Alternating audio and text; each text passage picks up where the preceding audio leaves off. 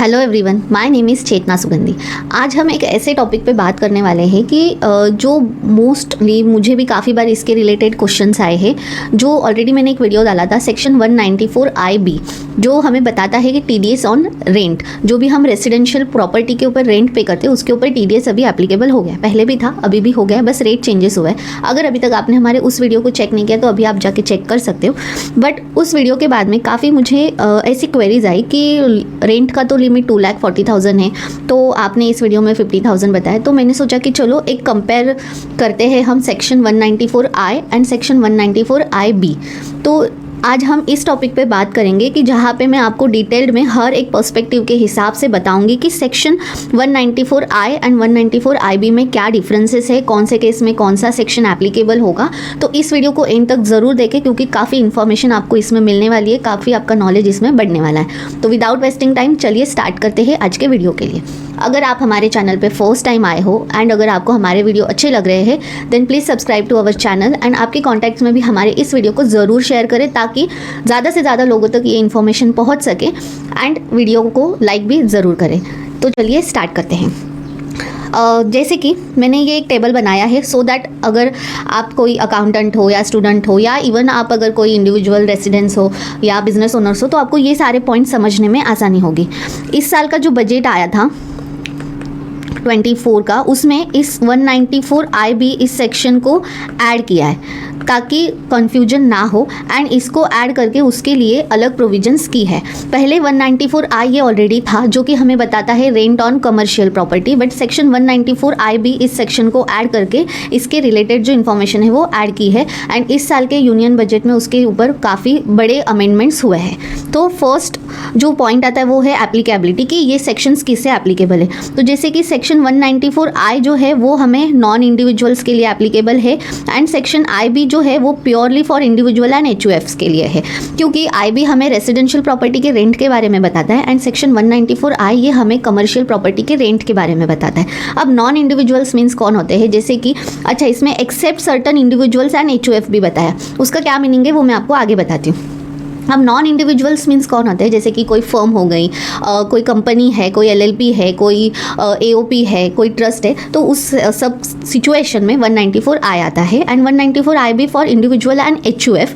That means कि जो भी इंडिविजुअल एंड HUFs है उनके लिए नॉट लाइबल अंडर 194I, ऐसे इंडिविजुअल्स जो 194I में नहीं आते। अब except certain individuals and HUF बताया क्योंकि अगर कोई इंडिविजुअल्स जैसे कि किसी का प्रोप्राइटरी बिजनेस है एंड अगर वो ऑडिट में फॉल करते हैं देन आपको 194I में TDS को जो है डिडक्ट करना है एंड पे करना है। अब इसके थ्रेशोल्ड लिमिट क्या है, तो 2,40,000 per year in 194I and 50,000 per month in 194IB। मैंने जो 194IB का डिटेल्ड वीडियो बनाया है, अगर आप उसे इस वीडियो के पहले देखोगे तो आपको और भी ज़्यादा अच्छे से ये वीडियो समझ में आएगा क्योंकि उसमें मैंने IB के रिलेटेड सब कुछ पॉइंट्स को कवर किया है। तो IB हमें बताता है कि अगर आप रेजिडेंशियल प्रॉपर्टी का 50,000 या उससे ज़्यादा पर मंथ रेंट दे रहे हो देन आपको TDS डिडक्ट करना है ओनर का एंड उसे पे भी करना है। तो इसका जो लिमिट है वो है 50,000। रेट ऑफ TDS क्या है, तो इसमें 2% फॉर मशीनरी एंड प्लांट और equipment and 10% for land and building furniture और फिटिंग्स। मीन्स अगर आप प्लांट एंड मशीनरी या कोई इक्विपमेंट रेंट पे ले रहे हो तो आपको 2% करना है एंड ऑफिस प्रीमाइसेस है या फिर आप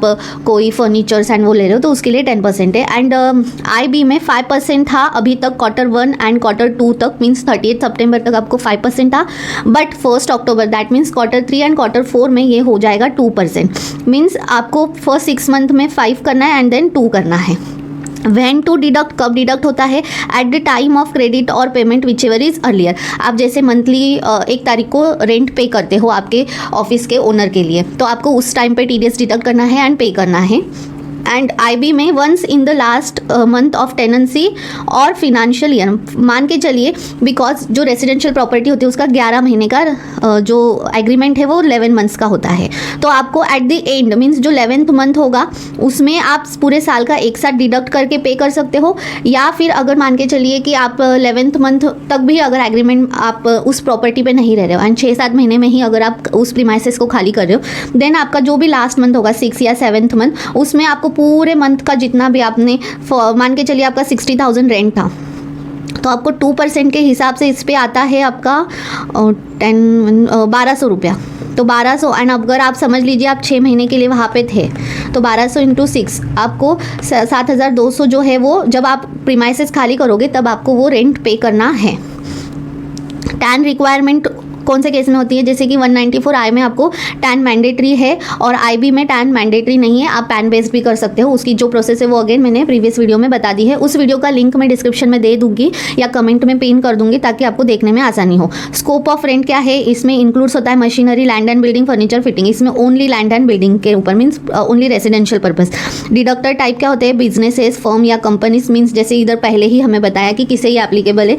इसमें है individual and HUF paying rent above 50,000। Deduction limit क्या है, 2,40,000 पर financial year, rent exceeding 50,000 per month. आय में जो लिमिट है, थ्रेशोल्ड, वो यही है कि अगर आप पूरे साल भर का मिला के 2,40,000 से ज़्यादा अगर आप रेंट दे रहे हो देन आपको जो रेंट है वो डिडक्ट करना ज़रूरी है। तो इस हिसाब से मैंने ये कंपैरिजन टेबल के हिसाब से आपको बताया है। आशा करती हूँ कि आपको ये सारे पॉइंट समझ में आए होंगे। एंड इसको लेके जो आपका कन्फ्यूजन है कि कौन सा हमें सेक्शन एप्लीकेबल है, हमें कौन से केस में TDS डिडक्ट करना है, वो क्लियर हुआ होगा। ये था सेक्शन जो हमें बताता है रेंट के बारे में, रेंट का जो भी एक्सपेंस है उसके बारे में। अब इसी 194 के ही एक सीरीज़ में जो कि प्रॉपर्टी से रिलेटेड है, जैसे कि अगर मैं समराइज़ करूँ, 194 आई हमें बताता है रेंट ऑन कमर्शियल प्रॉपर्टी। मैं कमर्शियल प्रॉपर्टी क्यों बोल रही हूँ या कमर्शियल पर्पज़ या बिजनेस, क्योंकि इसमें जो नॉन इंडिविजुअल्स के लिए ये है एंड जो ऑडिट केसेस होते हैं उनके लिए है, या फिर आप मान के चलिए कि इसमें जो लिमिट है उसके हिसाब से, ताकि आपको कन्फ्यूजन ना हो। 194 IB जो कि अभी ऐड किया है वो है rent on residential property by individual, इधर पे बाय नॉन इंडिविजुअल है, मीन्स जो कंपनीज एंड बिजनेसेस के लिए, तो बाय डिफ़ॉल्ट वो लोग ऑफिसेस ही लेंगे, इसलिए मैं उसे कमर्शियल प्रॉपर्टी या कमर्शियल यूज़ आप बोल सकते हो। इधर रेसिडेंशियल प्रॉपर्टी बाय इंडिविजुअल और HUF, ठीक है। एक और है 194 IA। अब ये जो IA है ना, इसका भी मैंने ऑलरेडी डिटेल वीडियो बना के यूट्यूब चैनल पे डाल दिया है वो भी। अब ये जो है हमें ये बताता है TDS on sale of property.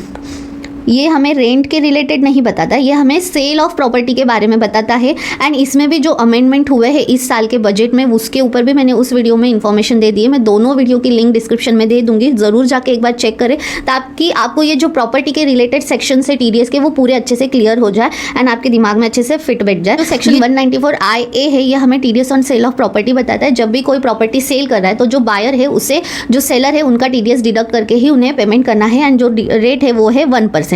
इसमें भी बहुत अमेंडमेंट हुआ है, मेजर अमेंडमेंट्स हुए हैं, तो उसके रिलेटेड भी वीडियो डाली है, वो भी आप ज़रूर जाके चेक करें। वीडियो अगर अच्छा लगे तो ज़रूर लाइक करें, अपने कॉन्टैक्ट्स में शेयर करें एंड चैनल को सब्सक्राइब ज़रूर करें। कमेंट करके हमें बताएं कि अगर आपको और भी कोई टॉपिक पे वीडियो चाहिए या इस टॉपिक को लेकर अगर आपके कुछ डाउट्स है तो आप हमें कमेंट करके बता सकते हो। डिस्क्रिप्शन में हमने हमारे व्हाट्सएप के कम्युनिटी चैनल की भी लिंक दे रखी है, जिसपे हम डेली कुछ ना कुछ इन्फॉर्मेशनल पोस्ट डालते हैं। जैसे कि अगर कोई गवर्नमेंट का अपडेट आया तो हम इमीडिएट उस पर हम जो भी हमारी ऑडियंस है उन्हें इंटीमेट कर देते हैं।